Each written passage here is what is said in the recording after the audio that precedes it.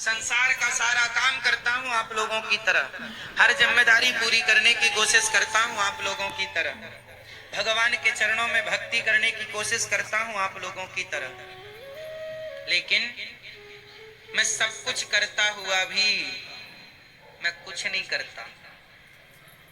कैसे? ऐसे क्योंकि मैं ये मानता हूं कि मैं कुछ कर ही नहीं रहा, मेरे से भगवान सब कुछ करवा रहे हैं, पहला। दूसरा,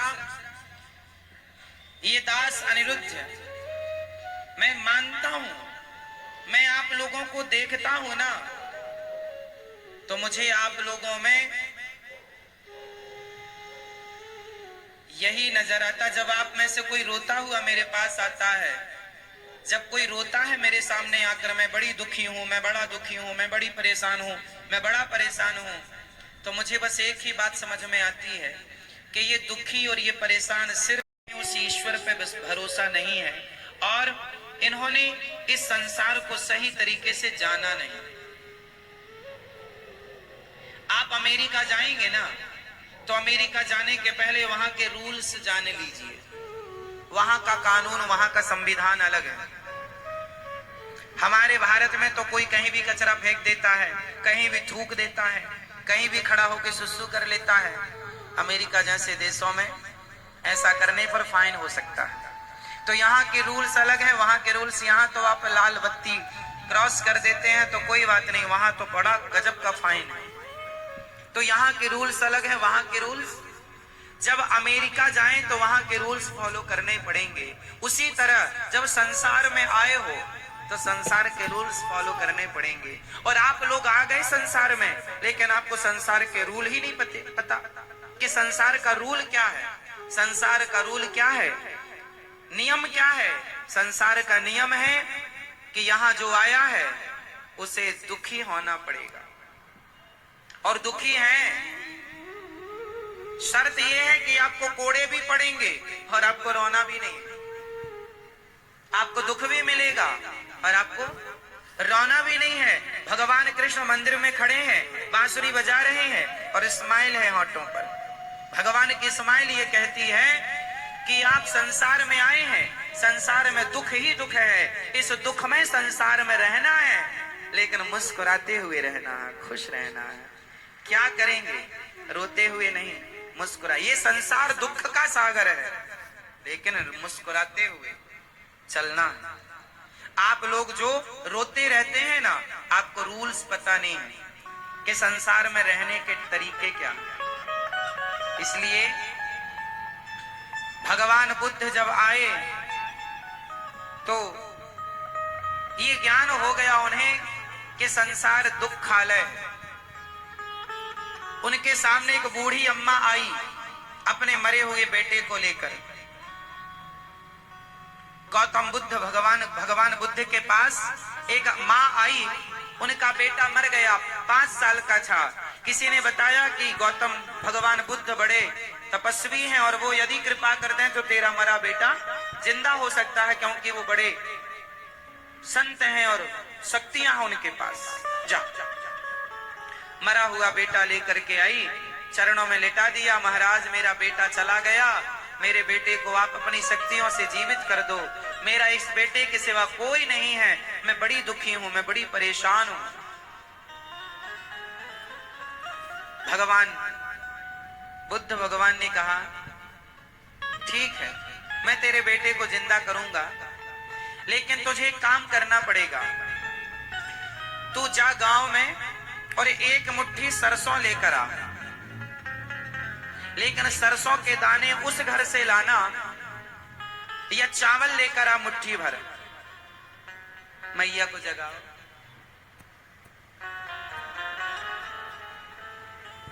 आपसे मुट्ठी भर तू चावल लेकर आना, पर उस घर से चावल लाना जिस घर में आज तक कोई मरा ना हो। मुट्ठी भर सरसों चावल जो मिल जाए ले आना, पर उस घर से लाना जिस घर में आज तक कोई मरा ना हो। बूढ़ी अम्मा गई, ठीक है अभी लाती हूं। भैया जरा मुट्ठी भर सरसों दे दो, हमारा बेटा चला गया है, उसे जीवित करना है। पर एक शर्त है। उसने चावल घर की जो थी वो चावल ले आई या सरसों। बोले कि तुम्हारे घर में आज तक कोई मरा है? बोले हाँ, कुछ दिन पहले हमारे ससुर चले गए। दूसरे घर गई, बोले तुम्हारे घर आज तक कोई मरा? बोले हाँ, कुछ दिन पहले हमारी सास चली गई। तीसरे घर गई, बोले तुम्हारे घर कोई मरा है आज तक? बोले हाँ, हमारे घर कुछ दिन पहले हमारे पति चले गए। चौथे घर गई, बोले हमारे घर कोई पत्नी चली गई। किसी ने कहा हमारे घर ये चला गया। सबका घर ऐसा था जिसके घर में कोई ना कोई कभी ना कभी मरा जरूर था। बूढ़ी अम्मा फिर वापस आई, भगवान बुद्ध से कहा ले आई चावल मुट्ठी भर। ना महाराज, नहीं मिले। चावल तो नहीं मिले, सरसों तो नहीं मिली, लेकिन मेरे प्रश्न का उत्तर मिल गया। चुपचाप उसने अपना बेटा उठाया, वहां से चली गई। बताओ क्या सबक मिला इस कहानी से, क्या सीख मिली? हम रोते हैं कि हमारा ये मर गया, हम रोते हैं कि हमारा ये दुख है। अरे जो दुख आपके पास है, सेम वही दुख आपके पड़ोसियों में भी, औरों के पास भी। ये क्यों है? क्योंकि संसार में जो आया है उसे दुख से गुजरना पड़ेगा। अब ये दुख से गुजरने में चाहे आप रोते गुजरो या हंसते गुजरो, वो आपकी मर्जी। इसलिए संसार में क्या है? अब बताओ आप, संसार में क्या है, सुख या दुख? जोर से। अभी आप कह रहे थे दोनों है। आप जल्दी ज्ञानी हो गए। इतनी बात जानने के लिए गौतम बुद्ध को 12 साल लगे और आप देखो 12 मिनट में जान गए। संसार में क्या है ये बात मैंने कह तो दी है, आपने सुन भी ली।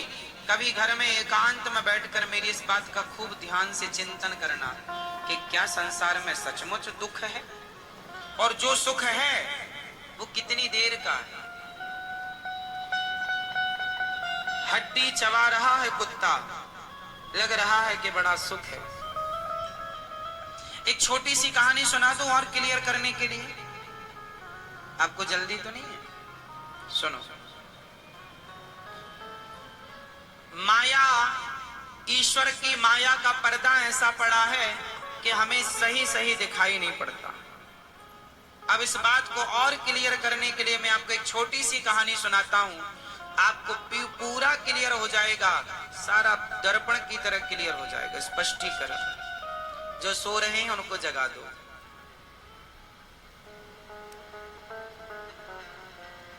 ये कहानी जो मैं सुनाने जा रहा हूं अनमोल है, शायद आपने आज तक नहीं सुनी हो, इसलिए ध्यान से सुनिएगा। इस कहानी से आपके परिवार का, आपका सारांश निकलेगा। तैयार हैं? सुनो।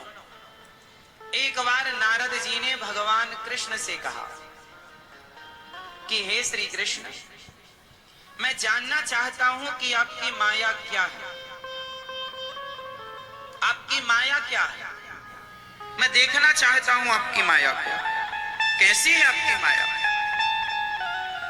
आप लोग भी ध्यान से देखिए, अभी मैं कुछ आपको दिखाऊंगा। आपकी माया क्या है? भगवान ने कहा चलो तुम्हें माया दिखाता हूं। नारद जी को लेकर भगवान एक घने जंगल में चले गए।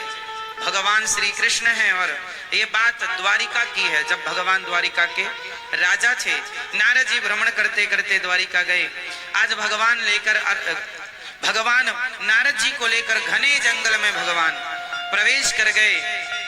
नारद जी बोले प्रभु और कितने अंदर ले जाओगे? भगवान बोले बस थोड़ा अंदर और। नारद जी चले। चलते चलते नारद जी थक गए, एक पेड़ की छांव में बैठ गए। प्रभु अब चला नहीं जा रहा, मैं थक गया, थोड़ा विश्राम कर लो। भगवान बोले अच्छा विश्राम तो कर लेंगे, पर हमें बड़ी प्यास लगी है। हे देवर्षि नारद जी, हमें बड़ी प्यास लगी है, क्या आप पानी का बंदोबस्त करेंगे, हमारे लिए पानी पिलवाएंगे? हाँ हाँ। नारद जी बोले आप यहीं बैठो पेड़ की छांव में, मैं अभी आपके लिए पानी लेकर आया। नारद जी उस घोर जंगल में, भयंकर जंगल में पानी की खोज में आगे चले। नारद जी थोड़ा ही 400 कदम आगे बढ़े कि उन्होंने देखा कि एक सुंदर सा नगर था। उस नगर में एक सुंदर सी स्त्री एक कुएं में पानी भर रही थी। नारद जी ने कहा, देवी बड़ी प्यास लगी है, क्या हमें पानी मिलेगा? उस देवी ने मुस्कुराते हुए नारद जी की तरफ देखा और कहा, जरूर। नारद जी ने ऐसे किया, अपने दोनों हाथों को आगे बढ़ाया, उसने घड़े से पानी नारद जी की अंजलि में डाली और नारद जी पानी पीते हुए अपने नेत्रों को उठा करके ऊंचा करके और उसकी सुंदरता को, स्त्री की सुंदरता को देखने में इतने मस्त हो गए कि भूल गए कि मैं कोई काम करने आया था। उस स्त्री से कहा, देवी इस नगर का नाम क्या है? बोले, इसका नाम है उत्तमपुर। अच्छा, इस नगर के राजा कौन है? मेरे पिता इस नगर के राजा हैं। अच्छा, तो आप राजकन्या हैं? हाँ। देवी आप बहुत सुंदर हैं, क्या आप हमसे विवाह करेंगी? देवी ने कहा, हाँ, यदि मेरे पिता तैयार हो जाएं तो मैं आपसे विवाह कर लूंगी। चलो हमें अपने पिता से मिलाओ। अब नारद जी उस लड़की के पिता से मिलने गए और भगवान भेजे थे कि जाओ हमारे लिए पानी लेकर आओ। और नारद जी अपनी शादी की चर्चा करने गए। लड़की के पिता से बोले, आपकी कन्या बड़ी सुंदर है, हमें पसंद है। राजा ने कहा, महाराज आप तो देवर्षि नारद जी हैं। हाँ हाँ, ठीक पहचाना, हम देवर्षि नारद। अरे महाराज, आप जैसे महात्माओं के पास हमारी कन्या रहेगी तो ये तो हमारा सौभाग्य है कि आप जैसे तपस्वी हमारी कन्या को वरण करेंगे। लो भैया, सुंदर सा समय निकाला गया, तारीख तय की गई और नारद जी का उस लड़की से विवाह संपन्न हुआ। अब नारद जी हो गए गृहस्थी। ध्यान से सुनना, नारद जी हो गए गृहस्थी और नारद जी ने गृहस्थी में रह करके बड़े प्रेम से उस नारी के संग रहकर आनंद लिया। एक दिन उनके ससुर की मृत्यु हो गई। ससुर की मृत्यु हो गई तो इनके साले थे नहीं। अब नारद जी, एक बेटी थी उनके राजा की, तो नारद जी ही राजा बने। अब नारद जी राजा बन गए, उनकी पत्नी बगल में बैठी रानी बनी। कुछ दिन बाद नारद जी के एक बेटा हुआ। कुछ वर्ष बाद नारद जी की एक बेटी हुई। एक बेटा एक बेटी। नारद जी के बड़े मंत्री, बड़ी सेना।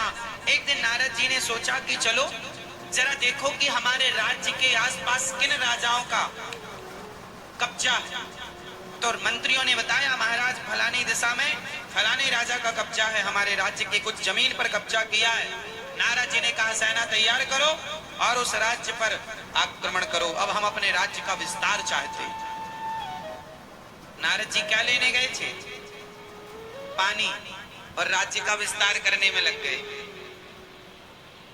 हम अपने राज्य का विस्तार चाहते हैं, सेना तैयार करो। लो भैया, नारद जी की उपस्थिति में सेना तैयार हुई और सेना आक्रमण करने के लिए चली।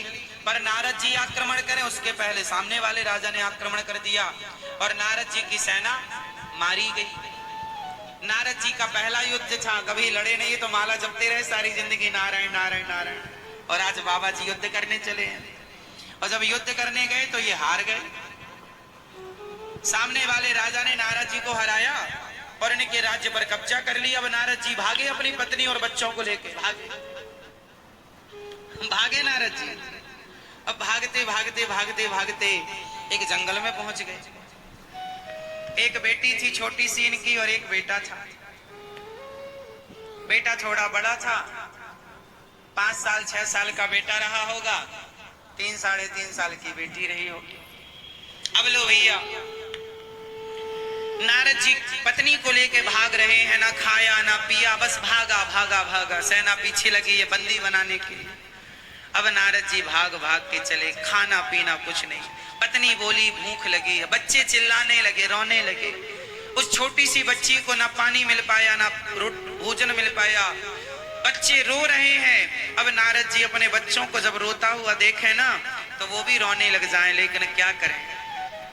तभी उन्हें एक नदी दिखाई पड़ी। उस नदी के उस तरफ कोई गांव नजर आया। नारद जी बोले यदि नदी के उस पार चले गए तो इस गांव में जरूर रोटी मिल जाएगी, हमारे बच्चों का पेट भर जाएगा।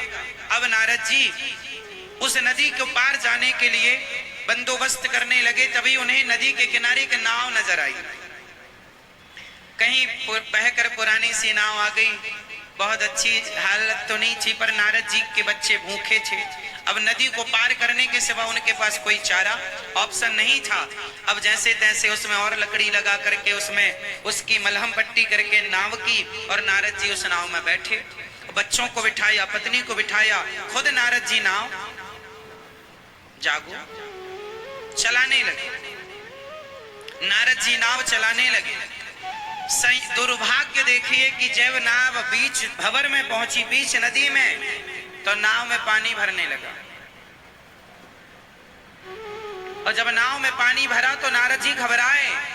पत्नी से कहा तुम्हें तैरना आता है? बोले हमें नहीं आता। अब नारद जी देख रहे हैं कि पानी भर रहा, छोटे छोटे बच्चे, 2 बच्चे, पत्नी। अब जोर कितनी नाव चलाएं, कैसे नाव चलाएं, फिर भी पानी को रोक ना पाए। और दुर्भाग्य देखिए कि नाव में पानी भर गया और नाव डूबने लगी। जब नाव डूबी तो नारद जी की पत्नी उनकी आंखों के सामने डूबने लगी, उनके बच्चे डूबने लगे, उनकी नन्ही सी बेटी पानी में डूबने लगी। नारद जी अब अपने को बचाएं कि पत्नी को बचाएं कि बच्चों को बचाएं।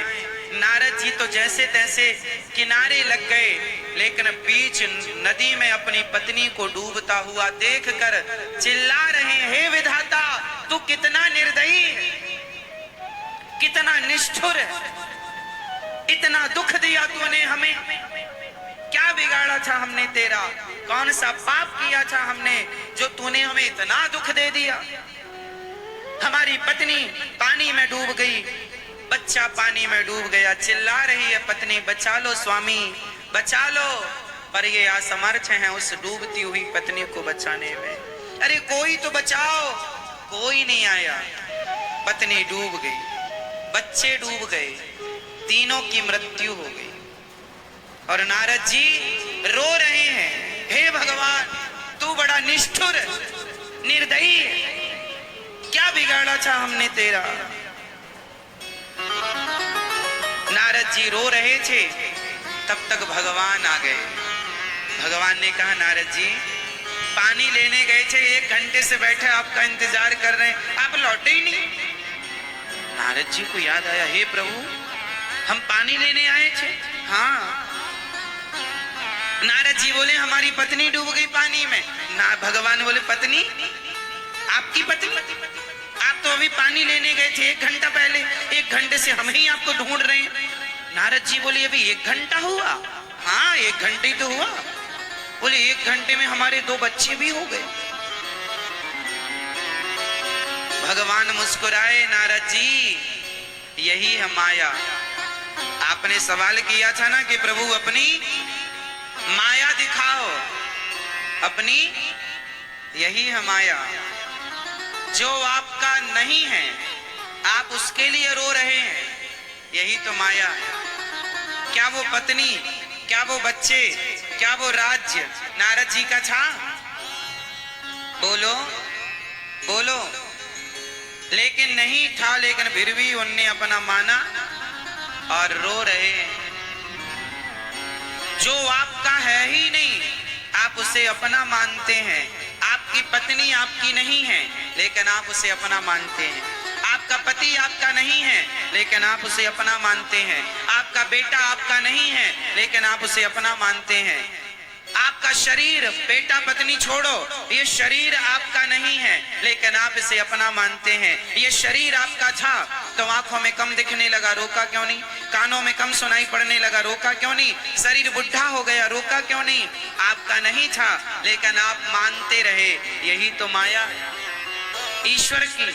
मम माया दुरत्तया आपका कुछ भी नहीं है संसार में, लेकिन सबको आप अपना मानते हैं। भगवान आपके अपने हैं, लेकिन आप उन्हें अपना नहीं मानते। यही तो माया है। माया का पर्दा पड़ने से सब अपना सा दिखाई पड़ता है, बट होता कुछ नहीं है। यही माया का स्वरूप है। यही का ये कहानी सिर्फ नारद जी की नहीं, आपकी, हमारी, हम सबकी कहानी। हम सब वो व्यक्ति हैं जो संसार में आए थे।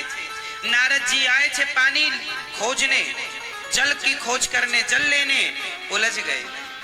आप भी आए थे संसार में भगवान को पाने, आप भी तो उलझे पड़े हैं। आप कौन से नहीं उलझे? आप भी तो नारद जी की तरह रो रहे हैं। लेकिन आपका ये रोना सच्चा है कि झूठा है? बताओ, नारद जी का रोना सच्चा था कि झूठा था? जोर से, जोर से, और जोर से बोलो। हाँ, झूठा था, क्योंकि वो सब माया है। जैसे आप पिक्चर देखने जाते हैं तो पिक्चर थिएटर में जहां पे आप बैठते हैं वहां सामने एक व्हाइट कलर का पर्दा होता है। सिर्फ उस पर्दे पर पीछे से लाइट मारी जाती है। उस लाइट में चित्र नजर आते हैं और वो चित्र आपको हमें मूवी के रूप में दिखते हैं। वो सिर्फ क्या है? एक लाइट, एक प्रकाश है। व्हाइट पर्दे में पढ़ करके उसका रिएक्शन आप देख पाते हैं। उसी तरह संसार व्हाइट पर्दे की तरह है, और इस व्हाइट पर्दे में कोई चित्र नहीं है।